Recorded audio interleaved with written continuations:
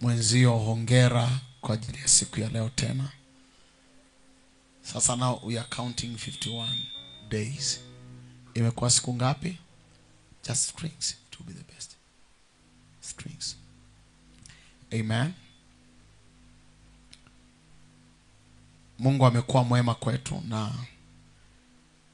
leo ni tarehe 20 ya mwezi wa 6. Kwa neema ya Mungu siku ya leo ni siku ya baraka kwetu pia. Mshangilie Yesu kwa makofi. Amen. Tarehe ya 20 ya mwezi wa 6 ni tarehe ambayo tunaadhimisha kila mwaka kuanzishwa kwa huduma yetu. Amen. Na kwa neema ya Mungu tumeanza huduma hii mwaka 2021 mpaka sasa tunahesabu miaka 4. Naomba sauti kae vizuri please. Sauti kae vizuri.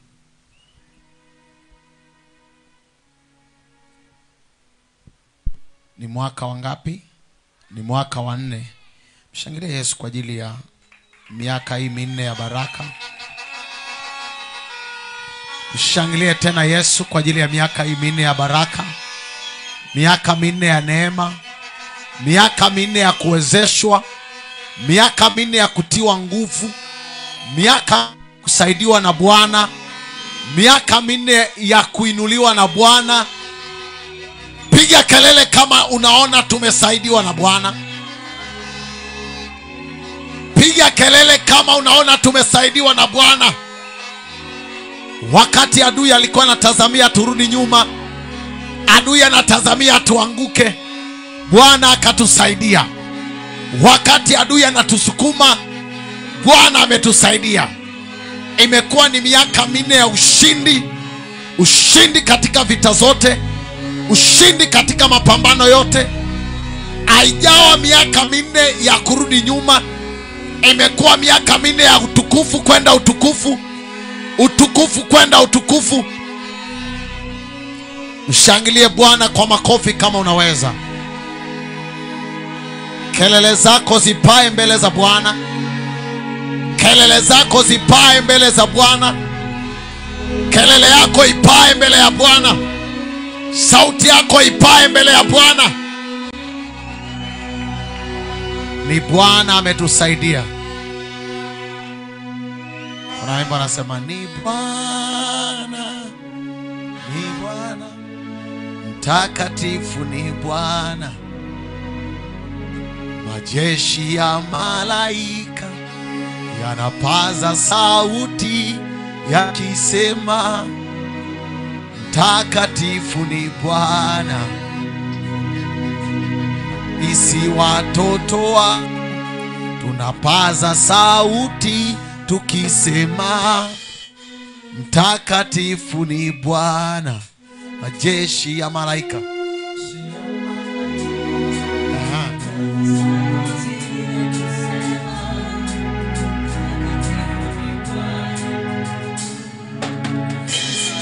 Maelfu yanapaza sauti yakisema mtakatifu ni Bwana, majeshi ya malaika yanapaza sauti yakisema mtakatifu ni Bwana. Maelfu kwa maelfu yanapaza sauti yakisema mtakatifu ni Bwana. Na sisi watoto wako tunapaza sauti tukisema mtakatifu ni Bwana, mtakatifu ni Bwana. Majeshi ya malaika yanapaza sauti yakisema mtakatifu ni Bwana. Maelfu kwa maelfu yanapaza sauti yakisema mtakatifu ni Bwana. Na sisi watoto wako tunapaza sauti tukisema mtakatifu ni Bwana. Ni Bwana, ni Bwana, ni Bwana, mtakatifu ni Bwana. Ni Bwana,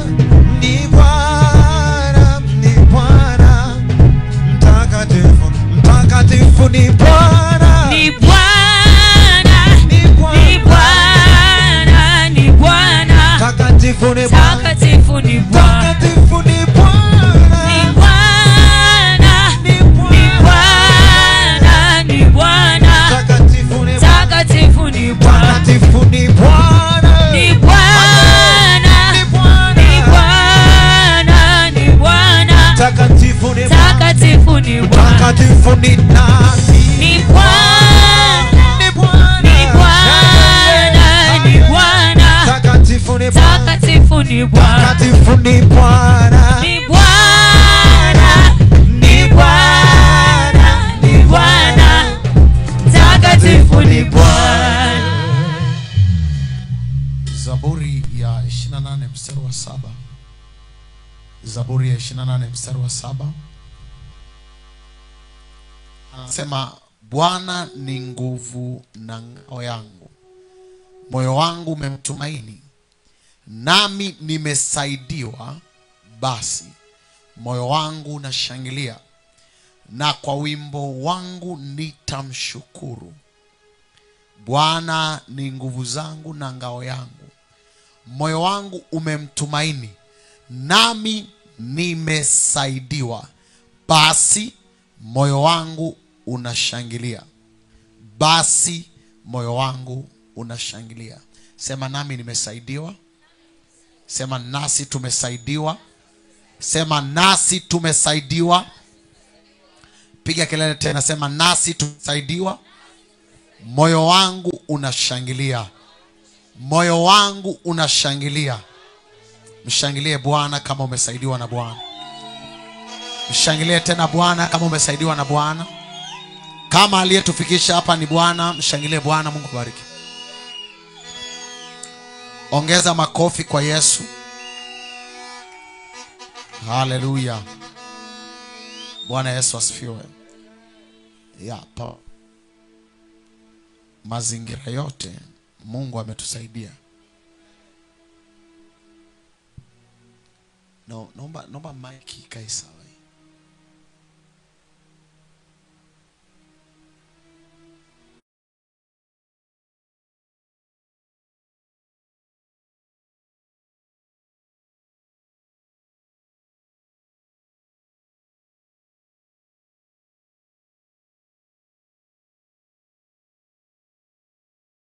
Amen.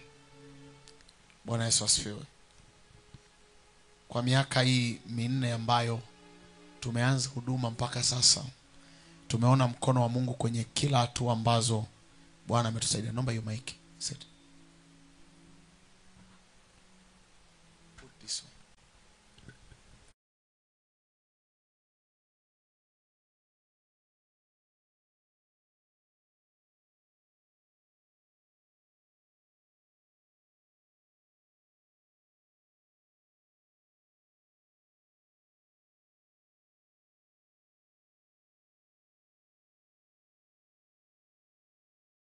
Kwa miaka hii minne ambayo Mungu ametupa kuanza huduma, haijawa kitu rahisi, lakini tumeona mkono wa Mungu ukitusaidia kwa kila hatua. Amen. Mambo yamekuwa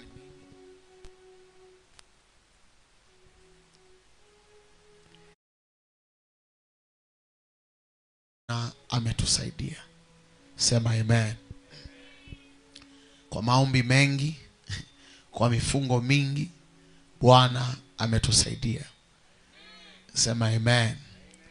Vita hazikosekani unapoanza huduma na unapofanya huduma, lakini kwa kila hatua ambayo tumekuwa tukiipiga, Mungu ametusaidia. Mungu ametusaidia sana. Tumeanza ibada pale Joanic Hotel, tumetoka pale tumeenda ukumbi wa Umonga, tumetoka Umonga tumekuja hapa. Bwana ametusaidia. Haijawa jambo rahisi. Mungu ametusaidia, na ninamshukuru Mungu kwa ajili ya neema ya utumishi ambayo ametupa. Huduma ili iende haitegemei pastor peke yake, apostle peke yake. Huduma hii imekuwa na watu wengi ambao wamesimama kwa baraka kwenye huduma hii. Amen. Kimaalum kabisa namshukuru Mungu kwa kuwa amenisaidia na ameonesha msaada wake kwangu kwa sababu hata mwenyewe ningekata tamaa kimsingi tusingekuwepo, lakini Mungu amenisaidia. Yes, Mungu amenisaidia. Na lakini pia Mungu ametunza uhai wangu. Amen. Yeah. Ningekuwa nimezimwa na shetani, basi tusingeweza kuwa hapa. Lakini Mungu ametunza uhai wangu. Changamoto hazikosekani, ataki hazikosekani. Kati ya kipindi cha celebrations za mwaka jana, sherehe za mwaka jana mpaka mwaka huu, hapo katikati kumekuwa na changamoto, ajali, lakini si Mungu amenitunza, si ndio? Yes. Mke wangu pia apata ajali, lakini si Mungu amemtunza. Kwa hiyo namshukuru Mungu kipekee kwa ajili yangu, lakini pia namshukuru Mungu kwa ajili ya mke wangu. Amen. Imekuwa baraka kwamba Mungu anatunza maisha yetu na anatunza afya zetu. Lakini pia Mungu awabariki watumishi wote ambao ninatumika pamoja na ninyi kwenye madhabahu hii. Mungu awabariki. Mungu awabariki nyote. Mungu awabariki kuanzia pastors, Mungu awabariki wahudumu wote, Mungu awabariki mashemasi, Mungu awabariki praise team, Mungu awabariki kila mmoja, coordinators, watu wote ambao mnahusika kwenye kila eneo, vioni. Mungu awabariki sana. Kipekee huduma hii imekuwa baraka kila mahali, na niseme Mungu awabariki. Amen. Bwana Yesu asifiwe. Lakini Mungu awabariki watumishi wa Mungu wote ambao wanatutia moyo na wanasimama pamoja na sisi. Mungu awabariki sana popote walipo. Amen. Kipekee kabisa nimtambue baba yetu wa kiroho. Namshukuru Mungu ametupa baba mzuri wa kiroho. Sisi, mimi pamoja na mke wangu.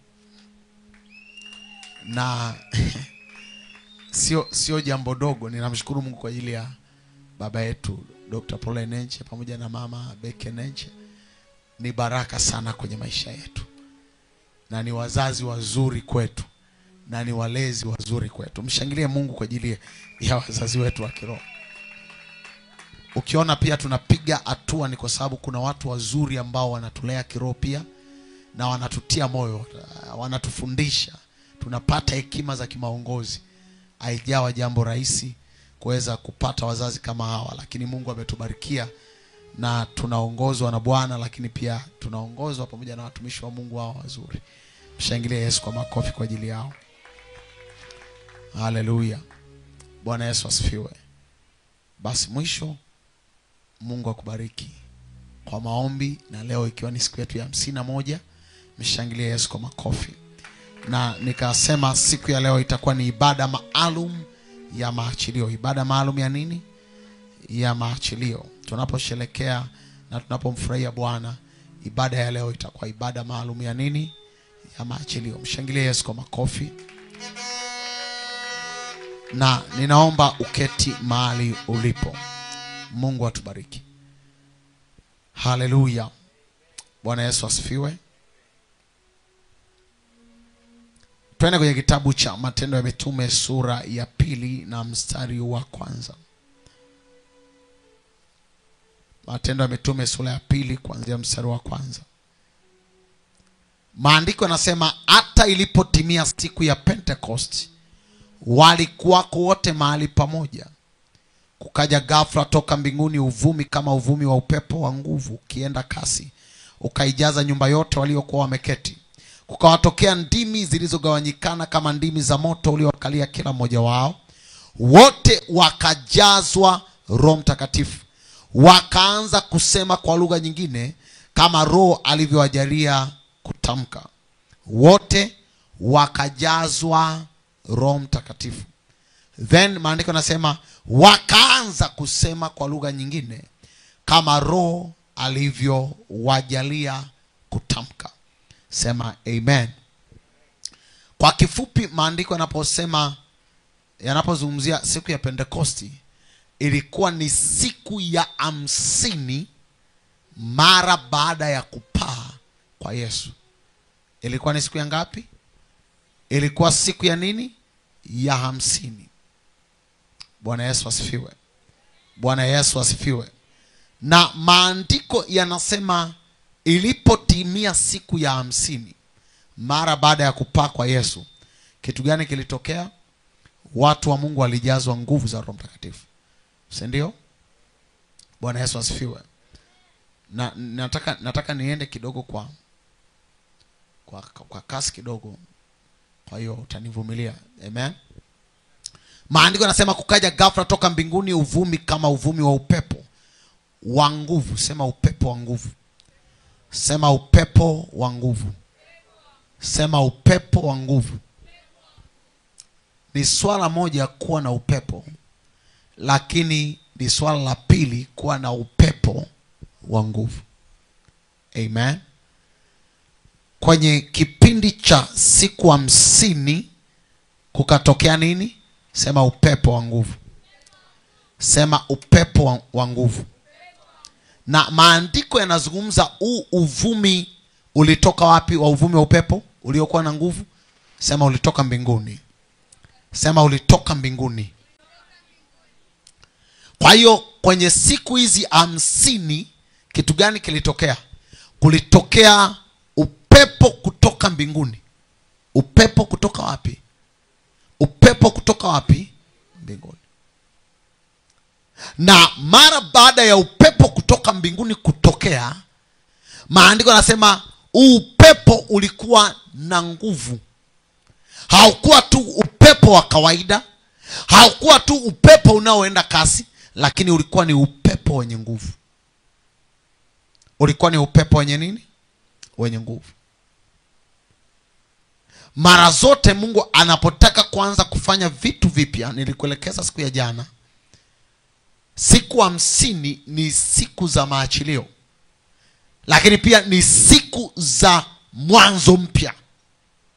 Mwanzo mpya. Kwa Mungu anapotaka kuleta mwanzo mpya, nilikwambia prophetically anakuleta kwenye nyakati zake, kwenye nyakati za kinabii.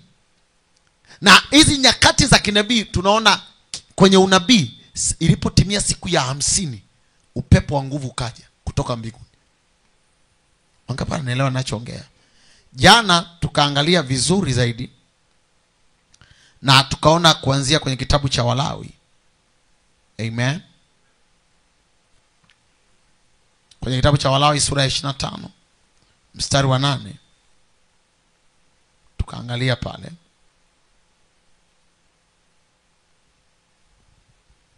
Maachilio yanafanyika, tuliona. Sasa naomba utasoma wewe kwa muda wako. Maandiko yanasema, yanazungumza wana wa Israeli walipewa assignment ya kuhesabu miaka 7 mara 7 ambayo ilikuwa ni miaka 49, si ndio? Alafu baada ya mwaka 49, ule mwaka wa 50, maandiko yanasema uwe ni mwaka wa nini? Wa maachilio, si ndio? Wow. So tunaona Pentecost inapotimia, Pentecost ilikuwa ni siku ya ngapi? Ya 50. Kwa hiyo prophetically ilikuwa ni kipindi cha maachilio. Wangapi wamenielewa? Kwa hiyo prophetically ile siku ya 50 ya Pentecost ilikuwa ni siku ya maachilio. Maachilio ya nini? Ilikuwa ni siku ya maachilio ya kanisa. Kwa hiyo kanisa lilikuwa linaingia kwenye kipindi cha maachilio. Huduma za mitume zilikuwa zinaingia kwenye kipindi cha nini? Cha maachilio. Maana yake hao mitume mara baada ya Yesu kupaa walikuwa wapo tu. Nao wanatakiwa waingie kufanya kazi. Hawawezi kufanya kazi kwa sababu hawana nguvu. Kwa hiyo ili waanze kufanya kazi kwa viwango, ilibidi kuwe na nguvu za maachilio. Na nguvu za maachilio zinakuja kwenye siku ya 50 ambayo ni siku ya nini? Ya Pentecost. Sema amen kama unanielewa. Sema amen kama unanielewa. Maana yake huduma zao zilikuwa zipo caged. Hawawezi wakafanya chochote kwa sababu hawana nguvu. Hawawezi wakawa wahudumu wazuri kwa sababu hawana nguvu. Petro ambaye tunamwona anahubiri kwa ujasiri, alikuwa hana ujasiri wa kuhubiri kwa sababu hana nguvu. Petro ambaye anainua kiwete aliyekuwa atembei, alimuinua kiwete mara baada ya kupokea nguvu. Na Yesu anazungumza kwenye Matendo ya Mitume sura ya 1. Anasema lakini mtapokea nguvu akisha kuajilia juu yenu nani? Roho Mtakatifu. Kwa hiyo Roho Mtakatifu ndiye aliyekuwa na assignment ya kuachilia maachilio juu ya mitume. Wangapi wananielewa? So tunapotaka kuanza kuona nguvu ya maachilio, lazima Roho Mtakatifu ahusike. Lazima Roho Mtakatifu afanye nini? Ahusike. Nataka kuanza kuona maachilio kwenye biashara zangu. Nataka kuona maachilio kwenye huduma yangu. Nataka kuona maachilio kwenye ndoa yangu. Nataka kuona maachilio kwenye eneo lolote la maisha yangu. Lazima nguvu za Roho Mtakatifu zihusike. Yesu anawaambia mitume, anawaambia sikiliza, mtapokea nguvu akisha kuajilia juu yenu nani? Roho Mtakatifu. So na Roho Mtakatifu anakuja kwenye siku ya 50. Maana yake anakuja kwenye season ya maachilio. Anapokuja kwenye siku ya 50, anaachilia nguvu yake. Wanafunzi waliokuwa wamekaa kwenye upper room, wamekaa kwenye chumba cha juu, wanatoka kwenye chumba cha gorofa, wanaanza kuongea. Maana yake maachilio yamefika. Wangapi wanaelewa tunachoongea? Maana yake wale watu ambao walikuwa wamezuiwa siku zote, sasa hivi hawazuiwi tena. Kwa nini hawazuiwi? Kwa sababu kuna nguvu ya maachilio imekuja. Sometimes kuna mahali unaweza ukakaa muda mrefu kastuck. Hauwezi ukaendelea kibiashara, hauwezi ukaendelea kwenye ndoa yako, hauwezi ukaendelea kwenye huduma yako. Why? Kwa sababu hakuna nguvu ya maachilio. Nguvu ya maachilio inapokuja, when the power arrive, unajikuta unatoka kwenye hatua ulioko unaenda kwenye hatua mpya. Kwa hiyo Yesu Kristo anawaambia wanafunzi wake, hii nguvu ndiyo nguvu ambayo itawaachilia kama mshale kwenye mikono ya shujaa. Kwa sababu kuna assignment ambayo mnatakiwa kuitimiza, lakini hamtatimiza hii assignment mpaka hii nguvu ya maachilio itakapokuja. So wanafunzi wa Yesu wanakaa wanajifungia wakiomba. They were just waiting. Wamekaa mahali wanasubiria nguvu ambayo itawalilize in the spirit.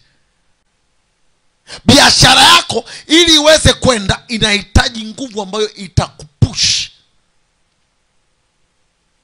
Unataka huduma yako iende, unahitaji nguvu ambayo itakupush. Kwa hiyo Roho Mtakatifu anakuwa anahusika katika kuhakikisha watoto wake wanaachiliwa kwenye maeneo, wanakuwa huru. Umeelewa ninachoongea? Unanielewa ninachoongea? Inawezekana ukafanya biashara ndani ya muda fulani and you don't see result. You don't see result. Unaweza ukafanya huduma ndani ya muda fulani and you don't see result. Unaweza ukakaa kwenye ndoa and you don't see result. But when the power arrive, nguvu ikishakuja ya Roho Mtakatifu, kazi ya hii nguvu ya Roho Mtakatifu ni kukupush ahead, ni kukusukuma uende mbele. Sema amen kama unanielewa. Sema amen kama unanielewa. Now, Yesu anasemaje? Mtapokea nguvu akisha kuajilia juu yenu Roho Mtakatifu. Matendo ya Mitume sura ya 1 mstari wa 8. Mtapokea nguvu. Now, this power is necessary for your release in the spirit. For your release of your ministry. For your release of your business. For your release of your career. So chochote ambacho Mungu amekiweka ndani yako ili kiwe released in the spirit, you require power of the spirit. So when you lack power, you lack the strength, you lack the power of release. Unapokosa nguvu ya Roho Mtakatifu, unakosa nguvu ya maachilio. So you can stay in one place for so long, kwa sababu hakuna nguvu ya kukuachilia. Unaweza ukakaa kwenye biashara kwenye kiwango kile kile kwa sababu hakuna nguvu ya kukuachilia. Kazi ya nguvu ya Roho Mtakatifu ni kukuachilia kwenye biashara kama mshale. Hakuna mtu anayeweza kuuzuia mshale. Hakuna mtu anayeweza kusema nao nataka niukumbatie mshale unakuja. Wao mshale. So Roho Mtakatifu anapotaka kuiachia huduma yako isizuiwe, aiachilie biashara yako isizuiwe, lazima kuwe na nguvu ya Roho Mtakatifu. Na kazi ya nguvu ya Roho Mtakatifu ni kuempower your business. So Roho Mtakatifu akishakuja ndani yako, unaendelea kugrow stronger inside. Unakuwa na nguvu, unakuwa na nguvu mpaka kiwango ambacho adui yako hawezi kukuzuia. So even the power that is within you tend to grow. Umeelewa ninachoongea? Na nguvu ndani yako inakuwa unapoongeza capacity yako. Wangapi wananielewa? Amen. Let me show you something.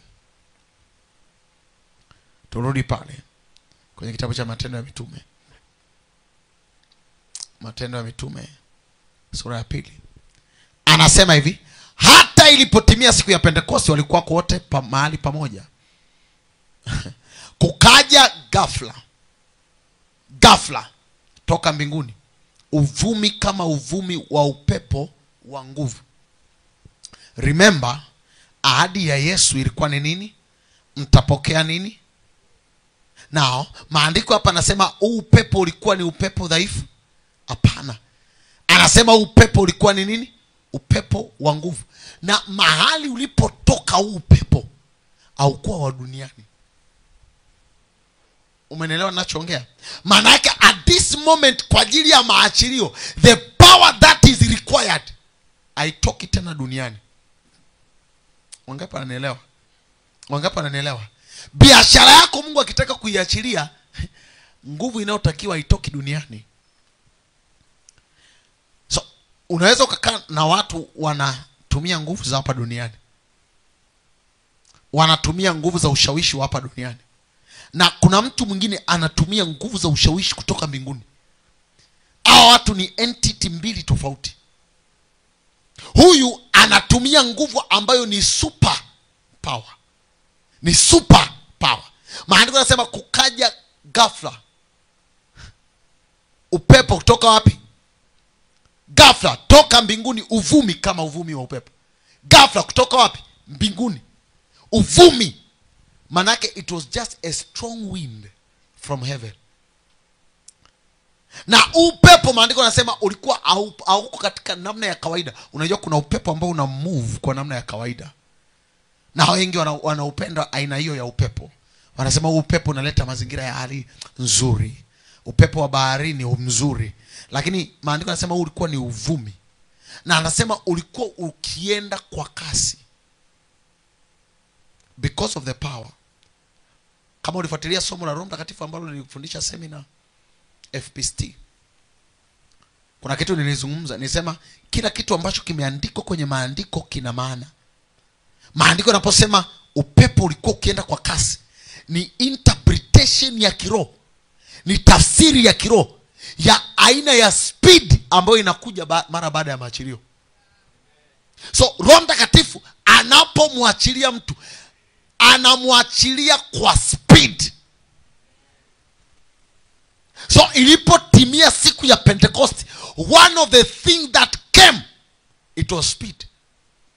Maandiko yanasema upepo ulikuwa ukienda kwa kasi. Upepo ulienda kwa nini? Upepo ulienda kwa nini? Now, this wind haukwenda taratibu. Maana yake at this time, kama ilikuwa ni biashara haitaenda taratibu. Kama ilikuwa ni huduma haitaenda taratibu. Kitu gani ambacho kinapeleka kasi? It is power. Availability of power is availability of speed. I'll repeat. Availability of power is availability of speed. When a person lacks power, we lack speed. Kitu gani ambacho kinafanya mwingine akimbie, mwingine atembee, na mwingine apae? Ni power. Kama tukifunga injini ya ndege kwenye gari, kuna uwezekano wa gari kupaa. Umeelewa ninachoongea? Kwa sababu kinachofanya ndege ipae ni injini iliyofungwa ndani yake, ni injini inayoruhusu ndege kupaa. Ngapa mnaelewa ninachoongea? Kwa Roho Mtakatifu anapokuja kwako, anakufungia injini ambayo itakufanya uende kwa kasi. Now, if your speed was too low, speed yako ilikuwa ndogo, Roho Mtakatifu akija, kwa sababu anakuja anakuja kwa ajili ya maachilio, anakupa speed. Watu waliokutangulia ghafla watakuona unakuja nyuma yao, ghafla watakuona unawapita, ghafla watakuona Wangapi wanaelewa ninachoongea? Wale ambao walikuwa wanakuona nyuma wataanza kukuangalia, wanasema yule. Why? Kuna nguvu ya maachilio. Moja ya madhehebu ambayo yalikuwa yametangulia in these days yalikuwa ni madhehebu ya Mafarisayo na Masadukayo. Now, Roho Mtakatifu alipokuja, habari ya mjini ilikuwa ni mitume. Nasema siku moja wewe utakuwa habari ya mjini. Na hiyo siku moja imefika, na hii ni sasa, katika jina la Yesu. Nasema Bwana atakufanya wewe kuwa habari ya mjini katika jina la Yesu. Maandiko yanasema Yesu akamwambia mtapokea nguvu. Ikisha kuja hii nguvu, anasema speed yenu itakuwa kama speed ya upepo. Kama speed ya nini? Kama speed ya nini? Kama speed ya nini? Hakuna mtu ambaye anaweza akashindana na upepo. Anasema leo niko na mbio, unaambia unashindana, niko na mbio na shindana na upepo. Nasema utaenda mbio na hakuna atakaye kushinda. Nasema biashara yako itaenda mbio na hakuna atakaye kushinda. Nasema utakuwa na ndoa nzuri mtaani pako, everybody will admire your marriage. Nasema biashara yako kila mmoja ataiadmire, kwa sababu Bwana atakupa speed. Nasema utapiga mbio katika jina la Yesu aliye hai. Nasema tena utapiga mbio katika jina la Yesu aliye hai. Kwa nguvu za Roho Mtakatifu mitume wakawa habari ya mjini. Maandiko yanasema ukiendelea huko chini, watu wote wakataka kuwasikiliza. Wote wakasema hizi ni mambo gani zimetokea? Why? At this time Mungu amekuja kuwapa speed. Kwa hiyo wote, Mafarisayo wanashangaa, Masadukayo wanashangaa, waandishi wanashangaa, watu wa taifa wanashangaa, wote wanasema what is happening now? Kuna watu wamepokea nguvu ambayo sio ya kawaida. It is just a strange power. A strange power. Roho Mtakatifu akija ni very strange kuliko wachawi. Tatizo, unajua walokole hawaaminiki nguvu za Mungu. Wanaamini nguvu za shetani kuliko nguvu za Mungu. That is a problem. Ni tatizo endapo mtu aliyemwamini Yesu anaamini nguvu za shetani ni kubwa kuliko nguvu za Mungu. That's why nguvu za Mungu hazifanyi kazi kwenye maisha ya walokole wengi, kwa sababu walokole wengi hawaamini ya kwamba nguvu za Mungu zina uwezo mkubwa kuliko nguvu za shetani. Hapo ndo tatizo linapoanzia. Kanisa likishatoka kwenye kifungo cha kufikiri ya kwamba nguvu za shetani zina nguvu kuliko nguvu za Mungu, oh wow, at that moment they will begin to experience this power. Wangapi wananielewa? Keti mahali ulipo.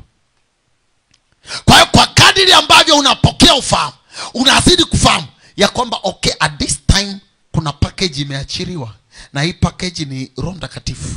Na Roho Mtakatifu ndiye ambaye ni Bwana wa speed. Maandiko yanasema ule upepo ulikuwa uendi taratibu. Upepo ulikuwa unaonesha ni at this time speed mnayoachiliwa nayo sio ya kawaida. Umeelewa ninachoongea? Na ndio maana maandiko yanasema upepo ulikuwa ukienda kwa nini? Upepo ulienda kwa nini? Upepo ulienda kwa nini? Upepo ulienda kwa nini? Upepo ukienda kwa kasi maana yake nini? Maana yake at this time speed inayokuja kwako sio ya kawaida. Let me show you something. Twende kwenye kitabu cha Yohana sura ya 3. Alafu tutarudi kwenye hii Matendo ya Mitume. Yohana sura ya 3. Nampenda Roho Mtakatifu. Sema amen. Sema amen. Wow. Angalia.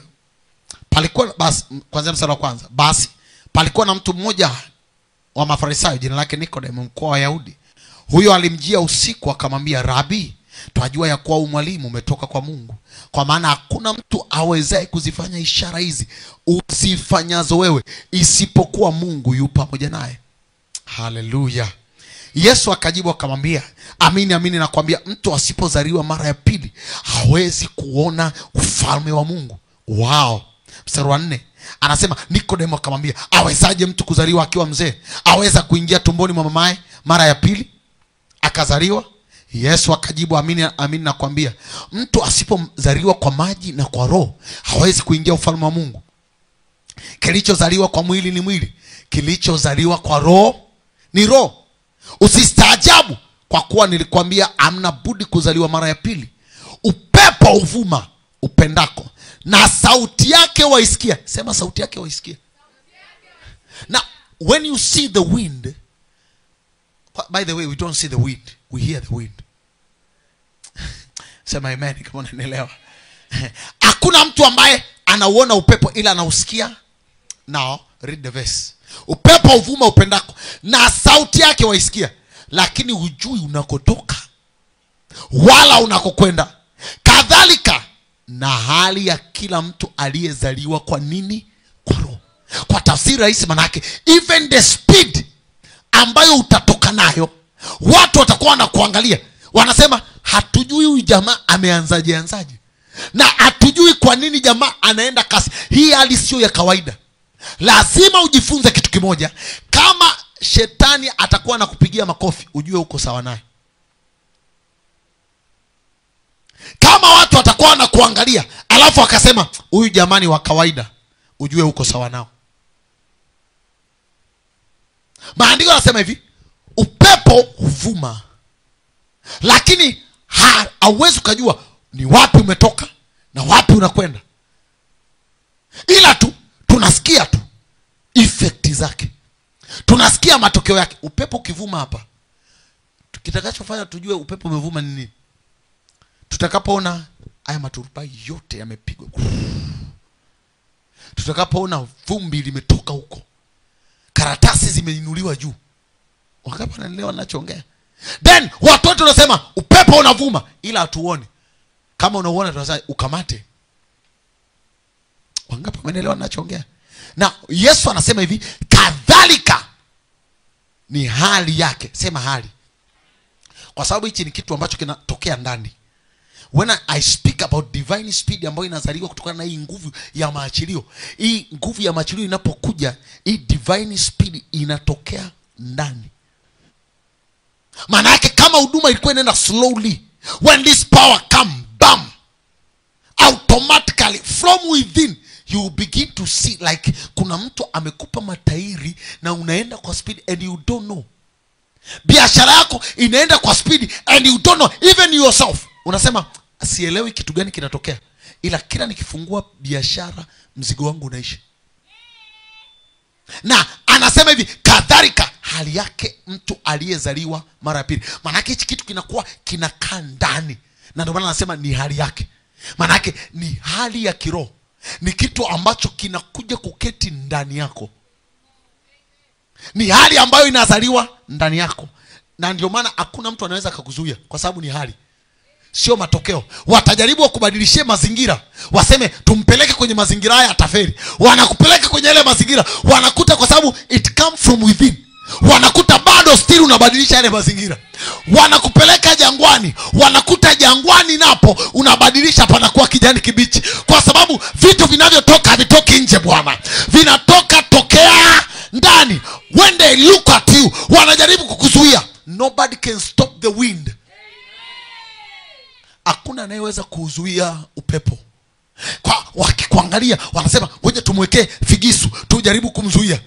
Hapa anajidai anaenda kasi kwa kasi kuzidi sisi. Wanakuta ndani ya ile miezi, wakati wanakuwekea figisu, wanakuta ndo kwanza upepo unapanda ukuta. Wangapi wananielewa ninachoongea? Maandiko yanasema kadhalika ndivyo ilivyo hali yake. It don't talk about the effect. Anasema ni hali yake mtu aliyezaliwa mara ya. Kitu ambacho utakisikia tu ni matokeo. Utasikia nini? Now listen to me carefully. This verse utaiona kwenye sura ya pili ya Matendo ya Mitume. Moja ya kitu kilichotokea ni watu walisikia sauti. Walisikia nini? Mitume walikuwa wavunji viti. Na ndio maana ukijaa Roho Mtakatifu sio lazima uvunje viti. Wangapi wamenelewa ninachoongea? Mitume walikuwa hawapasui kuta, wanaanza kubomoa ukuta. No. Walipojaa Roho Mtakatifu, maandiko yanasema wakaanza kunena. Alafu maandiko yanasema watu wakasikia. Si ndio? Kadhalika ndivyo hali yake mtu aliyezaliwa mara ya ngapi? Kwenye hii anazungumza upepo unapokuwa unapita, maandiko yanasema watu waisikia nini? Sauti. kitu pekee ambacho watu watasikia ni duka lako limekuwa kubwa isivyo kawaida. Hujanielewa bado ninachoongea. Nasema watu watasikia ya kwamba jamaa amekuja amefungua ofisi yake juzi tu, lakini ndani ya miezi mitatu ametupita wote, and we don't know what is happening. Jamaa amefuga mifugo yake juzi tu, lakini tunaona jamaa kama mifugo hatuelewi what is happening. Kadhalika ndivyo ilivyo hali yake mtu aliyezaliwa mara. Ni kama upepo unavuma, watu hawajui unakotoka, unavuma, watu hawajui unakokwenda. Waambie tu mtaona matokeo. Umenielewa ninachoongea? Tell your enemies, even your enemies, let them know ya kwamba mtaona nini. Wale ambao walikuwa wanakuchukia, waambie kabisa, mliniloga jana, sasa hivi hamwezi kuniloga tena. Kwa sababu kuna jambo jipya limetokea ndani yangu, na kuna nguvu mpya imetokea ndani yangu. Hii nguvu niliyotupokea ni nguvu ya maachilio, ni nguvu ya Roho Mtakatifu, ni nguvu ambayo haizuiliki. Na sasa nimeachiwa kama mshale, ninapita mahali ambapo nobody can stop me. Yeyote atakayenikumbatia atakuwa anakumbatia madhara, yeyote atakayetaka kunizuia atakuwa anazuia maana yake nini? Maana yake mimi ninapita kama mshale mahali popote ninapotokea. Nimeachiliwa kutoka kwenye mikono ya shujaa. Ninapita ninapasua chochote, ninapita ninachana chochote, ninapita ninaangusha chochote. Nasema jioni ya leo, atakayekuwa na kuzuia atakuwa na uzuia mshale uliotoka kwenye mikono ya shujaa. Yeyote atakayejaribu kusema anakuzuia atakuwa na kuzuia wewe uliye mshale. And nobody can stop you. And nobody can stop you. No devil can stop you. No demon can stop you. No people can stop you. Hakuna watu watakao kuzuia. Piga kelele sema haleluya. Piga kelele sema haleluya. Sema sizuiliki kwa jina la Yesu. Sema sizuiliki kwa jina la Yesu. Sema hii ndio hali yangu ya ndani. Watakapojaribu kunipokonya mali zangu, watakuta nimetengeneza zingine. Watakapojaribu kupokonya ofisi yangu, watakuta tena nimepandishwa cheo mahali pengine. Kwa sababu ndani yangu kuna Roho wa Bwana. Keti mahali ulipo. Walijaribu kumtoa mtumishi wa Mungu Isaka, wakamfukuza, wakamwambia ondoka kwetu. Maandiko yanasema kwa sababu waliona anazidi kuwa na nguvu. Kwenye kitabu cha Mwanzo sura 26, walipoona anazidi kuwa na nguvu, anazidi kustawi, wakamwambia ondoka kwetu. Wakampeleka huko pembeni. Jamaa akaenda kule, maandiko yanasema akalima. Alipolima Bwana akambariki. Watafikiria kwamba wanapokufukuza ofisini utaenda kuwa maskini. Listen to me. Mtu yoyote ambaye unaona Mungu anakutoa ofisini au umefukuzwa, ukifukuzwa ofisini maana yake ni msimu wako wa kuwa bilionea. You know why? Kwa sababu kila wakati ambapo Mungu anakupa nafasi ya kuondoka, ya kuondolewa mahali, maana yake anakupa nafasi ya kwenda kuzaa. The problem is, watu wengi wanapokuwa wanafukuzwa kazi, wanafukuzwa ofisini, badala ya kufikiri ni nini Bwana tufanye, ni nini Mungu nikakianzishe, wao wanafikiri ni wapi niombe kazi. Tatizo ndipo linapoanzia. So utakuta watu wengi even in the spirit wamekwama kwa sababu hiyo. Wanapenda kulazimishia mahusiano yasio na maana. Kuna mtu mmoja anasema mimi na wewe sasa hivi basi. Wewe unakata, unangangania. Mimi nataka tuende wote. Mimi hapo ndipo mnapochelewaga kwenye maisha. Hapo. One day niliwaonesha kitu hapo.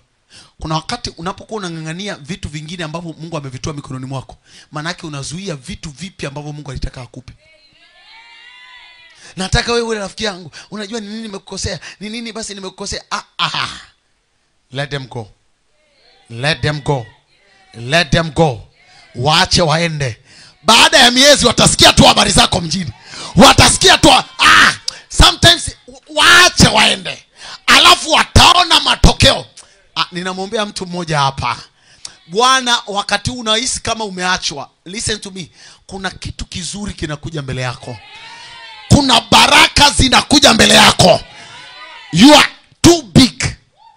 You are too big to be contained with some people. Kuna watu wengine hawawezi wakahusiana na wewe kwa sababu you are too big. You are too big. You are a threat to them.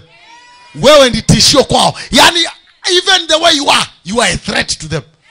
Yani namna ulivyo wewe ni tishio kwao. Sasa unajua mimi bwana ni kama anipendi, yule tulianza naye pamoja lakini sasa hivi hapana.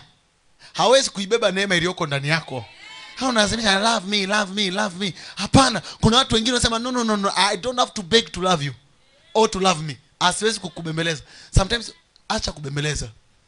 Unajua kuna ile mtu unabembeleza mpaka wewe mwenyewe unajiona duni. Kuna mtu amei kuona amekaa chooni anangangania mavi kana mimi. Umeenda chooni kujisaidia kana mimi. Mavi yakiwa yanashuka chini, ujuage ni msimu mpya wa kula chakula kipya. Mnaniangalia mnasemaje? So unapoona mavi yanaenda chini, usiyakamate. Yaambie mavi bye bye. Na ndio maana ukishajisaidia unachukua na maji unatawaza. Maana yake sitaki kabisa hata harufu yako. Kuna watu unapoachana nao tawaza kabisa, waambie yani I say go. Tena go. Yani kabisa. Mmenielewa ninachoongea? I don't know why I'm speaking this, but kuna season mpya inakuja kwa mtu mmoja mahali hapa. Nasema tena kuna msimu mpya unakuja juu ya mtu mmoja mahali hapa. Nasema Mungu aliye hai akupe msimu mpya. Akupe msimu mpya kwenye ndoa yako. Akupe msimu mpya kwenye mahusiano yako. Akupe msimu mpya kwenye biashara zako. Akupe msimu mpya kwenye kazi zako. Akupe msimu mpya katika jina la Yesu aliye hai. Piga kelele, sema haleluya. Sema napokea msimu mpya.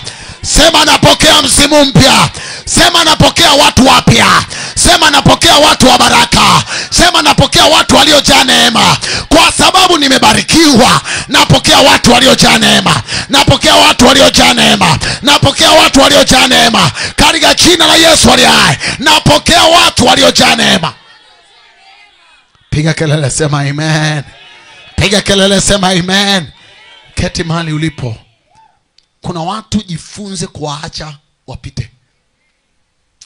Waache wafanye nini?